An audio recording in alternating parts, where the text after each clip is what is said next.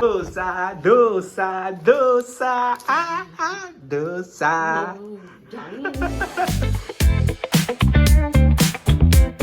Good evening મારા દોસ્તારો, મારી બહેનો, ભાભીઓ, બધાને ગુડ ઇવનિંગ. કારણ કે 5 વાગે આજે બ્લોગને સ્ટાર્ટ કરીએ છીએ.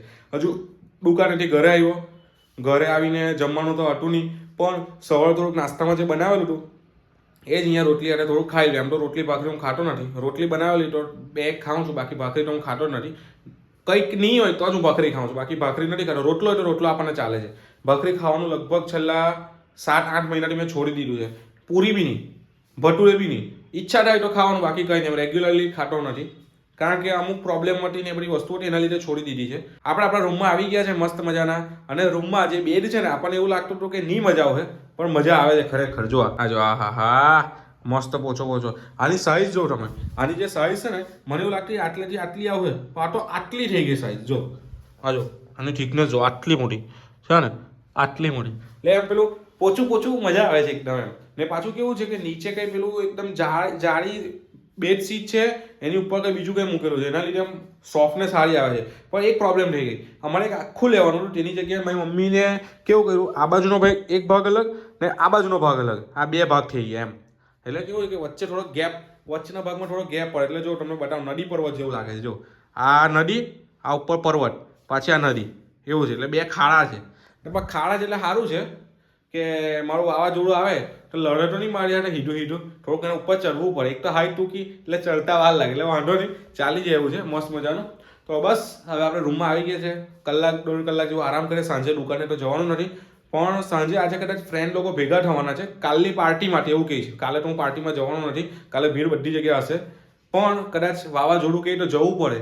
હવે તો બધી કઈ બી વસ્તુ નવી આવે ને એટલે શું કે ભાઈ આ લગ્નનો સૌથી છેલ્લો અનુભવ છે, કરી લે. ઘરવાળા બી આવું જ કહે છે. પહેલાં કેવું હતું, સ્ટાર્ટિંગ હતું એટલે ભાઈ નવું હોય એટલે કરવું પડે. હવે લગ્નને થોડાક દિવસ બાકી છે, 20 દિવસ જેવું, એટલે કે ભાઈ આ છેલ્લા તહેવાર છે, ઉજવી લેવાના. એમ કે પેલો રાજાશાહી જિંદગી જીવીને.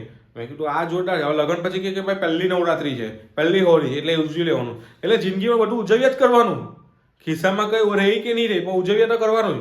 આપણને એક મેઇન વસ્તુનું કેવું છે મારા મગજમાં કે ભાઈ હું કઈ બી વસ્તુ કરું મારા પૈસાથી કરું, મને સેટિસ્ફેક્શન વધારે મળે. હું કોઈને હું આપું છું, કંઈ ગિફ્ટ આપું છું કે કોઈને કંઈ મદદ કરું, મારા પૈસાથી કરું તો મને મજા આવે. ભલે પૈસા મારી પાસે નથી આવવાના, પણ મને મારી રીતે આ વસ્તુ મજા આવે. કંઈ નહીં, હવે જે થાય છે ભગવાન સારા માટે કરે છે. બસ તો રૂમમાં આવ્યા છે, થોડીક વાર આરામ કરીએ. તો આપણે આવી ગયા છે મારી મમ્મીની દવા લેવા માટે. દાળમાં દુખે છે તો બતાવવા માટે પહોંચી ગયા છે અંદર. જોઈએ હવે હું કહે છે રે, કારણ કે એની મેં દવા લઈ ત્યાં લાગીને આપણે બહાર બેસીએ અને પછી નીકળીએ મંદિરે. તો મમ્મીને ઘરે મૂકી દીધા છે. હવે આપણે નીકળીએ સીધા વોલીબોલ રમવા માટે. હવે ત્યાં પબ્લિક છે કે નહીં કંઈ ખબર નથી, તો વહેલા પહોંચી ગઈ કે એક ગેમ રમવા મળી જાય.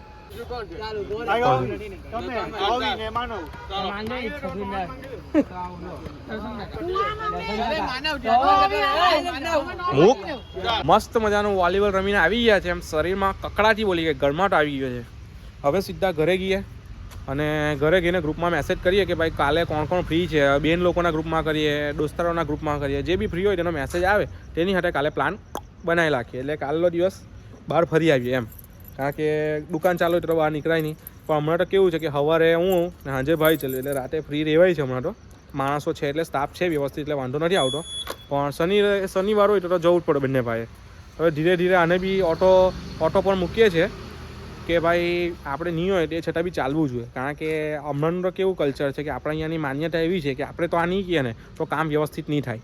હવે મેકડોનલ્ડ્સ છે, પછી ડોમિનોઝ છે, એ લોકોના માલિકો અહીંયા કંઈ આવે છે, એ લોકોનું બધી સિસ્ટમથી કામ ચાલે. કે કદાચ માણસ બી ચાલ્યા જાય ને તો બી એ કંપનીમાં ફરક નહીં પડે. નવા માણસને હિંકતા ખાલી અઠવાડિયું થાય. એ લોકોએ સિસ્ટમ જ એવી બનાવી દીધી, બધા મશીનરીથી જ એવું બધા બનાવી દીધું કે કોઈ માણસ પર આધાર નહીં રાખવો પડે. એ લોકોએ ભલે એ લોકોને માણસની જરૂર હોય કે ભાઈ પાઉં મૂકવા માટે ને બધું, એઆઈ હજુ ટોટલી આવ્યું નથી આપણે અહીંયા, એટલા માટે. પણ આપણે બી એક એવી સિસ્ટમ બનાવી દઈએ કે ભાઈ તો કોઈ નવો માણસ બી આવે તો બી બધાને ટેસ્ટ સરખો મળે.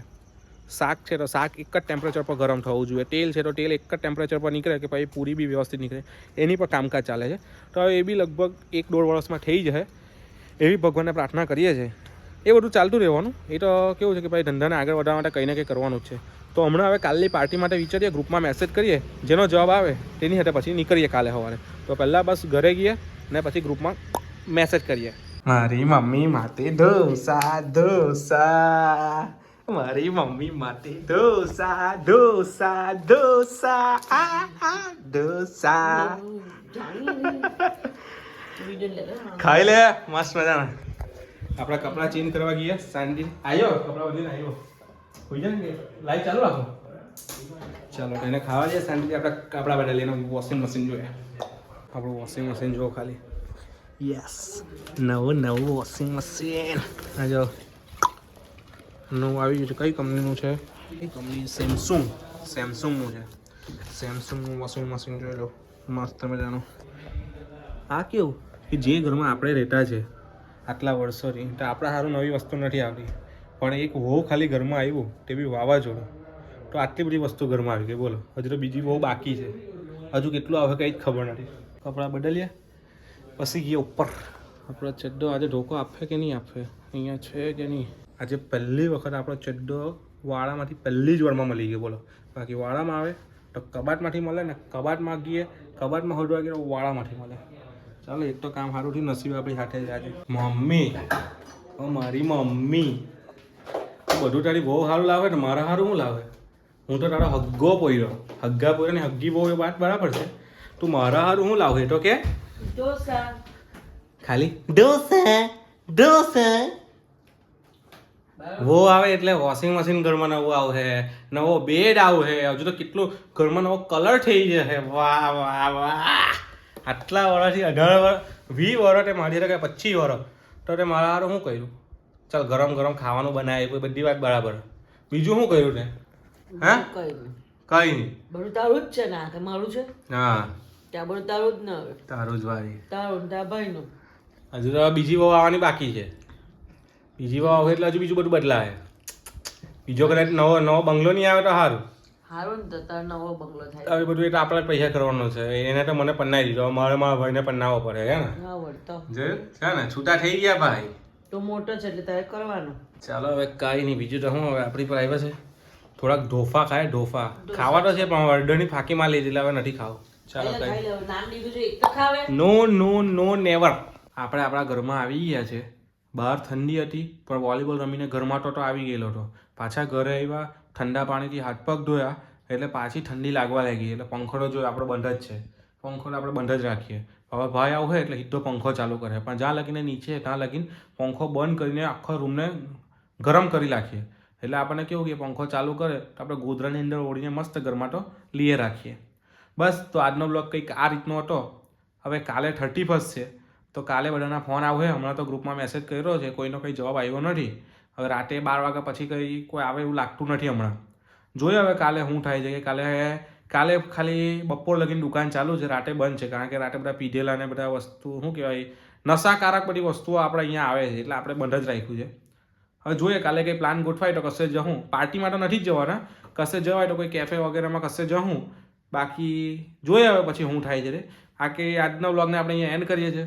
વ્લોગ જો ગમ્યો હોય તો ચેનલને સબસ્ક્રાઈબ કરવાનું ભૂલતા નહીં, ઘંટી વગાડવાનું ભૂલતા નહીં, લાઇક કરો, કોમેન્ટ કરો. તો મળીએ હવે નેક્સ્ટ વ્લોગમાં. ત્યાં સુધી બાય.